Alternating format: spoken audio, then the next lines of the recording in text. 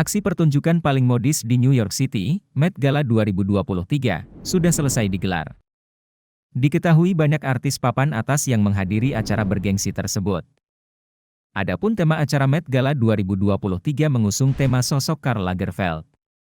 Met Gala 2023 berlangsung di The Metropolitan Museum of Art, New York City, AS, pada Senin, 1 Mei 2023, malam. Para selebriti yang hadir pun memberikan gaya terbaiknya untuk menghormati mendiang desainer Chanel dan Fendi itu. Selain dihadiri artis papan atas dengan balutan gaun dan busana mewah serta menawan. Jika Jared Leto menggunakan kostum kucing, maka berbeda dengan Doja Cat. Penyanyi nyentrik satu ini menggunakan riasan yang membuatnya nampak seperti manusia kucing. Ia mengenakan gaun berwarna putih untuk mendukung penampilannya dalam Met Gala 2023. Model, penyanyi, dan artis pertunjukan Amerika ini nampak menggunakan busana terbuka di bagian atas.